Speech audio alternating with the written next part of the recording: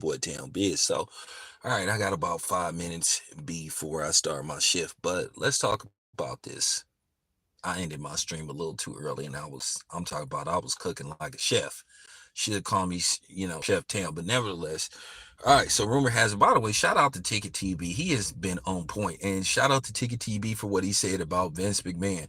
My sentiments is the same. Where all these Vince McMahon videos at? Because I'm definitely gonna be tuning in to the short docu series. But with that being said, let's just talk about P Diddy. All right, so rumor has it that P Diddy could be offered a deal to basically take everybody down with him.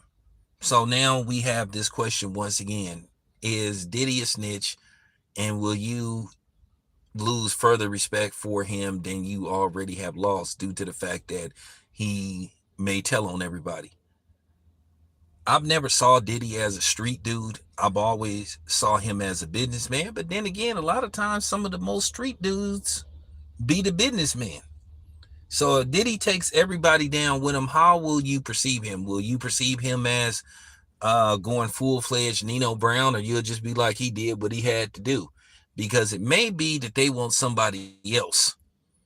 Obviously they have some tapes, and obviously it's been real quiet the past few days since since the police, or should I say the feds, came out and said they got video surveillance and you know what I'm saying, files on these so-called freak offs, aka orgies.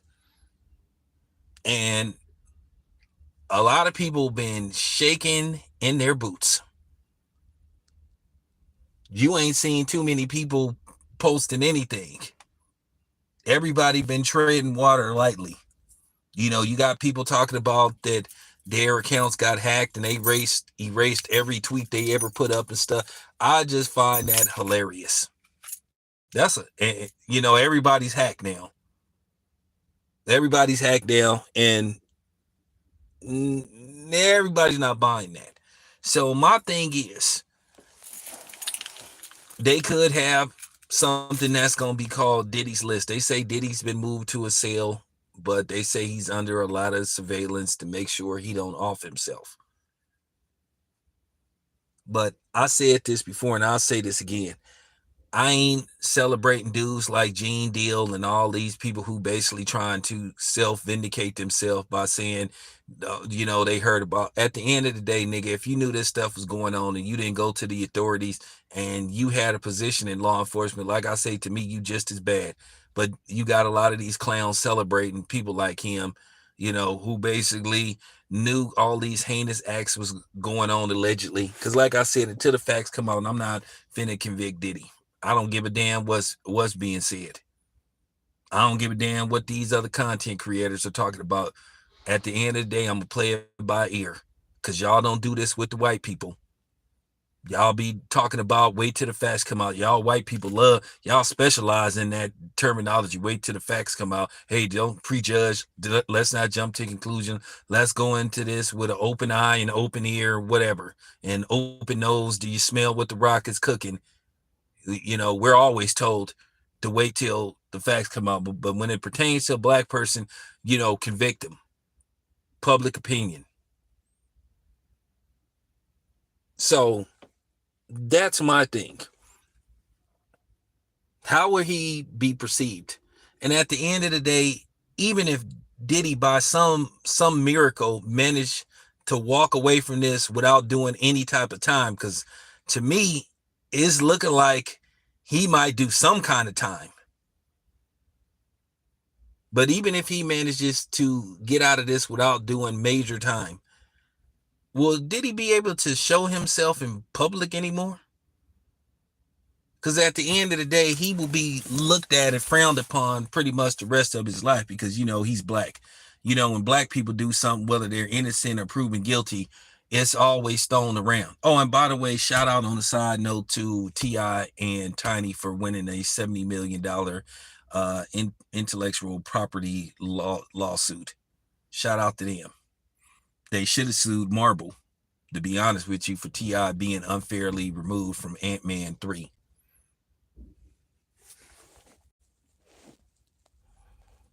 Hey dude, stop. Hey dude, stop trolling my channel before I block you. Don't leave me alone, dude. Before I go off on you and block you, dude. Stop trolling my channel. Get a life, dude. Go troll somewhere else, you bitch. Man, your daddy should have aborted you. So since you want some attention, I'm gonna give you some attention. This might be some Ryan Garcia fans or whatever, or some Kamala Harris trolls. Probably somebody I blocked, but cool. Come on, say something. Say something else, dude. Say something else. Say something else. Watch me block you. Now I got a few minutes. Say something else. I dare you to say something. I dare you to say something. But nevertheless, let's get back to basics. Once again, how will Diddy be looked upon from this day forward? Even if he, manages to get out of this unscathed, will you ever see him as a criminal that got away? Or will you look at him as a snitch? How will you perceive Diddy from this point on? Because like I said, I don't really see Diddy as a street dude. And he's never really came across as that. He's always came across as a businessman. But Diddy, if you look at him over the years, he's always came across as kind of, you know, I don't know, a little too animated for me. A little too animated for me. I thought that he was very annoying at times and stuff. He was very arrogant. And from what you was hearing about what was going on with Diddy behind the scenes, Diddy's arrogance and his narcissism is the reason why he is where he is now. Allegedly, he showed people some of these so-called videos, basically was presenting himself as being untouchable and stuff. Now, rumor has it that Diddy has long worked with, the feds as an informant.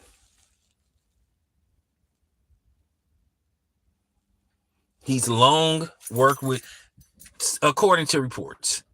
Y'all know I'm on top of this. Do I think Diddy is an innocent person? Do I think Diddy did some stuff he ain't had no business doing? Of course. Of course. That's Hollywood. If y'all really knew how dark Hollywood is, and to me, Hollywood needs a major shakeup. To a certain degree, I want some of these people to go away. To where maybe we can have, what I'm saying, the freedom to put out material that I think is prosperous, especially pertaining to our community. That's all I'm saying. Yeah. That's all I'm saying. So I'm just posing that question. How are you going to look at Diddy from this point on? But I am asking y'all, this is real talk. I want to see those same videos made about Vince McMahon and James Dolan. Because like I said, when Ezra Miller was going around terrorizing the world, literally terrorizing people all over the world, there was next to no videos made about him. But like I said, black negativity sells. Black people sell, period, because of people's infatuation and fascination with black people as a whole. We are the most profitable beings on the planet. Problem is, we don't see most of those profits. We may see the profit in church, but we don't see profit as far as money goes, residuals. And that's the problem. Everybody is getting rich off us. Everybody is making millions off our creativity and our style while we're making pennies, crumbs. So it's an unfair balance. So that's just a question I'll pose about Diddy. How are you going to look at Diddy from this point? Should he drop the dime, or should he do his time like a man? That's the question that I'm posing to everybody, because I'm just playing this by ear.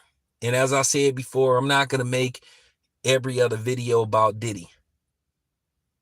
Like I said, if something calls for my attention, then maybe I'll speak out. But I'm not gonna turn this into the Diddy channel. I just can't do that. But anyway, gotta start my shift. Appreciate you guys. It's your boy Town. I'm out.